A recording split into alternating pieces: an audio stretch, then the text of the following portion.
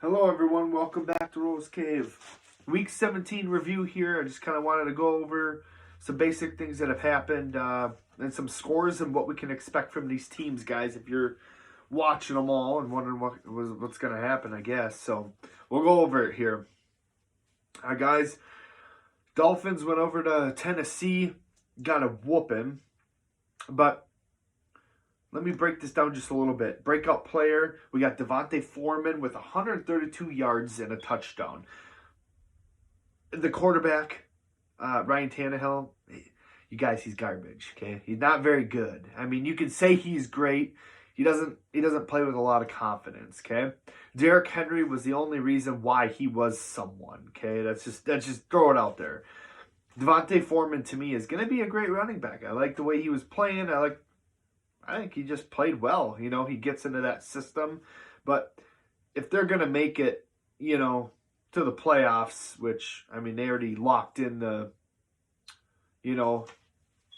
first seed in their division there. So, yeah. So other than that, I think the Titans kind of have a chance. We'll see what happens. Okay, guys? All right, next one. Chiefs and Bengals. Bengals win it at the end with a field goal kick. Joe Burrow. Let's look at this here. 446 yards and 4 TDs. This guy, I'd say he's the best quarterback in the league right now. Maybe besides Aaron Rodgers, I think Joe Burrow is playing with more just confidence overall. Jamar Chase, he's got his guys back there, and then you got Tyler Boyd. It's incredible the way he's playing. They beat a Chiefs team that was first seed. So congratulations to the Bengals.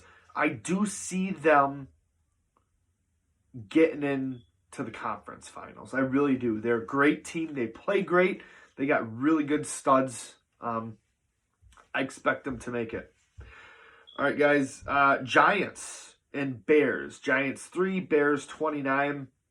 The Bears are, that's Andy Dalton was in there. He was not very good. I mean, he did what he had to do, but it wasn't flashy. Saquon Barkley was my man in the game right there, and he had 102 yards, and that's it. I'd say with the slump that he was in, he, trying to get himself back into motion here with the system and everything. 102 yards is pretty good, but I wouldn't give the Bears any breakout players because they didn't. The defense, yeah, I'd say they won the game, but other than that, there was nothing on that offense that I was like, yeah, let's win the game. Nah, I didn't see anything I liked from there. Guys, next, Falcons and the Bills. Okay, Falcons 15, Bills 29. Devin Singletary on the Bills, 110 yards, 2 touchdowns. He's going to have to be my player of the game. He was just great. Josh Allen threw 3 interceptions. I don't know. I feel like him and Matthew Stafford, the two quarterbacks that give games away as fast as they can take them. And their running game came up big, but the Falcons, they had the lead going into third quarter, and they couldn't hold on to it. It was a nice snowy storm going on there for a while, but the Falcons just couldn't finish the job, and eventually the Bills went and took the win. And so, yeah, I believe the Bills have the, third seed now, so, they're sitting pretty nice, so we'll see what happens there. Guys, next, Rams 20, Ravens 19. Okay, let's just be real. The Rams should not have won. And for all you people out there, watch my podcast because I'll tell you exactly what's up. I'll tell you. I watch these guys. I've watched film. I watch film, and I go from the start, from when they first started till now. I will watch all their film, and I will figure out what kind of person that they play as. Matthew Stafford, just like I was talking about, Josh Allen, another quarterback who will just give the game away. He was the problem in Detroit. Let's be real. He's not no flashy, great. He can throw. He's throwing for 300 yards. You can say that to me. Well, yeah, Odell Beckham, Van Jefferson. He had Robert Woods. Cooper Kupp was the player of the game, okay? 6 receptions, 95 yards, and a touchdown. That's the only reason why they win. Matthew Stafford has nothing to do with that. He throws the ball down. He's careless with the ball. But when he puts the ball to one of his receivers, like Cooper Kupp will just go get it. That's not... It bothers me when they're like, there's a connection between the two. Great. Matthew Stafford throws the ball. But most of the time, it's not even accurate. Cooper Kupp, Van Jefferson, those guys are just getting up to get the ball. So quit your... Well, Rams and Matthew Stafford. They went all in to win this Super Bowl this year. And if they don't have first round. They don't have second round. They gave everything away. They don't win this year, let's just say, they will be screwed. What else do they have? Nothing. They can't get any new guys. They have to win now. So at 12-5, I'd say, we'll see what happens. But I personally do not have them making the conference at all. I don't think that they're going to make it. I don't think that they're going to even get into the Super Bowl. I don't think they have what it takes. They're mentally, Matthew Stafford he's not the quarterback. You know what I mean? So we'll just have to keep watching, but watch for that, okay?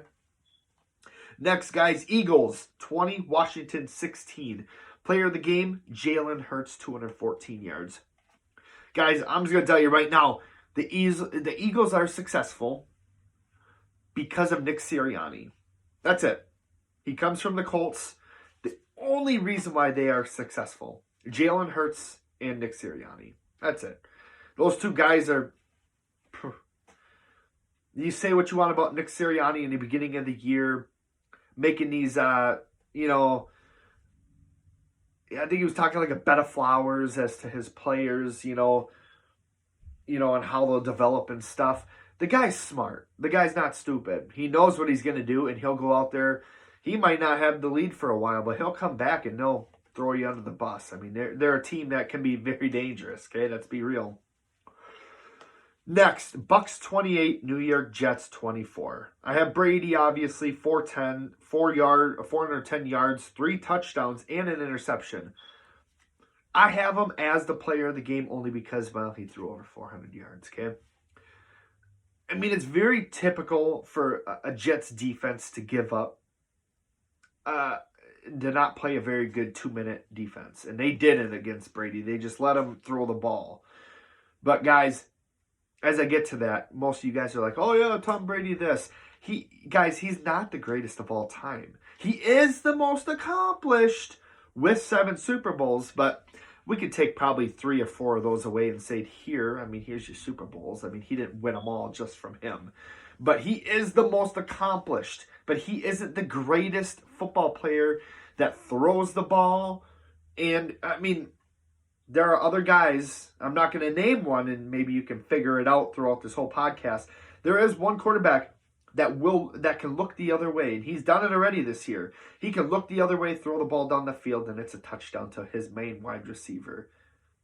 You have a guess of what it is? It's a big duel. So I'll tell you that at the end of the podcast. But yeah, that's who I have as the greatest of all time. So next, guys. Jaguars 10, Patriots 50, Mac Jones 222 yards, 3 touchdowns. They played great.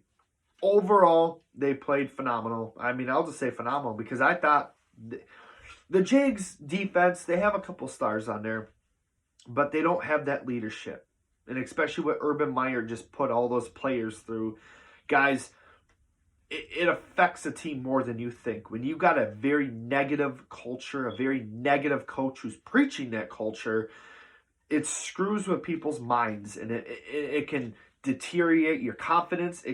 Sometimes it can make you have more confidence, but we saw the way he operated and the way he did things, and it was terrible. So this Jags defense deserves, we can just say, well, they're a bad team. I think that we should give them a pass. They have no rhyme or reason to be in these matches, and they don't have a culture yet. They need to get it together, and I feel like they will. But that's what I got there. Guys, Raiders 23, Colts 20. First of all, I'm gonna hit at this game. I'm just gonna give it to you guys. Raiders, they got lucky, and once again, Derek Carr, I mean, he was not very good. I mean, yeah, he threw the ball, but I mean, they got a lot. It's like feeding a bird. You're giving them the food. Well, that's what happened with the Raiders, and they were given food, and I don't like their fan base. I just think that they're too cocky. You know, that Las Vegas team left LA, screwed their fan base, and then had the audacity to say, we don't have money. What did you do? Did you go to a very higher up person and get money to make sure that you were set to go? You have no business even winning at all. But they don't have a team. They have a bunch of players who are all over the place. Mike Mayock, I mean, he's just a destruction. The owner, very corrupt owner. We all say Jerry Jones this, Jerry Jones that. You guys know who Mark Davis is behind closed doors? I'm not going to go into any of that as we speak about this, but I will tell you guys, that's not a culture. They will never have a culture. He hired a man who has been doing, John Gruden. Mark Davis knew everything that John Gruden did, especially in those emails. And he was trying to protect Gruden. And when it all happened, he was like, you can't do this. Well, why is Mark Davis hiding things? Well, you guys, they don't have a culture. They don't have... It's a very dysfunctional organization. And they got lucky against the Colts. They really did. They had no reason to win.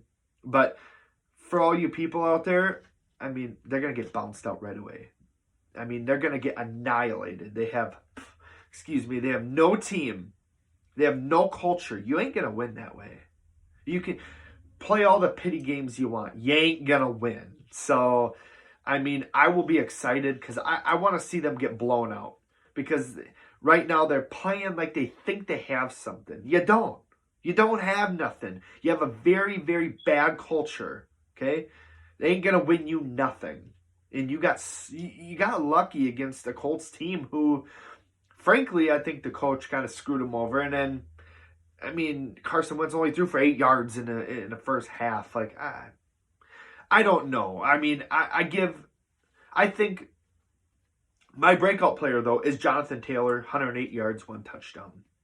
I mean, the Raiders, they suck, they lose, they're not very good. And I'm sorry to all you people who like them. They had no business winning, and the fact that they did, we're gonna see a blowout when if they keep the playoff that they have the first. They took it over from the Colts, 9-7. They keep that. I'm kind of hoping for it because I want to see them get blown out, which will happen. They have no business being there, so that's guys. Let's watch out for that, okay? And just really quick, the Colts, you gotta blame Carson Wentz in the beginning. But then he came back. He did some good throws. But I also blame the coach. I don't know what they were thinking or what they were trying to do. Yeah, they didn't get... they got screwed on some holding calls. But, I mean, there was some calls that weren't made. I don't know. If you're Raiders, if you're Cameron Hayward, I think that's... I don't know if it's Cameron Hayward. I believe... I want to say cornerback on the Raiders. I don't know what you're doing, taking a whole guy's arm, look like you're going to frickin' turn him into a little turkey behind his back. That's not a flag? You guys got pretty lucky, so I'm kind of... It makes me think a little bit when I see stuff like that. You didn't catch that? I did, and I watched the game too, so I watch them all. I saw that, and I was like, I don't know where the flag is. I mean, geez, if you're going to throw his arm behind him, you might as well kick him to the ground, and you didn't get a penalty, nothing for it. So, I mean, just dirty. It was kind of dirty in a way, too. I didn't like the way the game was played, and they have no culture. So, guys, I'm going to end it right here. They're not going to be anything. Let's just wash that one under the carpet, okay? And then right now, Chargers, Broncos. You all know the Colts lost. We just talked about it. They have the last, wild card spot. But if the Chargers, which they from what I know, they're leading right now 7-0 against the Broncos. They win, they take over that wild card spot. So then the Colts will be out. So it just sucks. Sometimes it just sucks. But guys, did you guess the tandem I was talking about? Aaron Rodgers and Davante Adams? Best duo, best quarterback in the NFL. You don't ever see. When Aaron Rodgers gets mad, you know what he says? He turns his back to the crowd and he starts amping them up. Or it could be like Tom Brady. You just throw your iPad around and get all mad. It depends how you want to take it. Aaron Rodgers, you can say whatever you want about him. He is the best player we have ever saw play the game, and we will continue. Though he reads defenses like it's candy. He separates the candy and says, okay, this is what I want. Here's where they are. I want this candy over here, and he'll do whatever he needs to do. I mean, it's a game to him. He can read this game like no tomorrow, better than Tom Brady has ever. I watched film on Aaron Rodgers, and I still do. This guy, what I said earlier, he will look to the sideline at his coach and throw that ball to Davante Adams, and it's caught. And it's not like Davante has to reach. I mean, Davante can do whatever he wants, but usually it's right in his arm spread right there for him to grab. So, great play. So, guys, I'll come back. We'll get going on some of the other games that are going right now. We'll do reviews on them. But this is what I have for you guys of this first review of the games. Hope you enjoy it. Like, subscribe, comment. Let me know how it is. I want to keep the news going for you guys. I love to give my takes, and I will give you a lot of facts, too, at the same time. And I like to get emotion into this. I like to be emotional with this because this is football.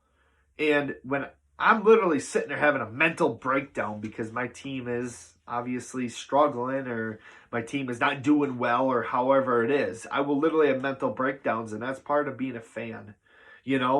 That's how it goes. Sometimes it's not supposed to go in our favor, but let's try to have fun doing it, and our teams are going to lose and it's going to suck, but I'll keep coming here and giving you guys what I have. And if we can make it fun, great. We'll do that too. So, all right, guys, I'll let you guys go. I'll be back soon with some new games to go over. So, see you later, guys. I'm out.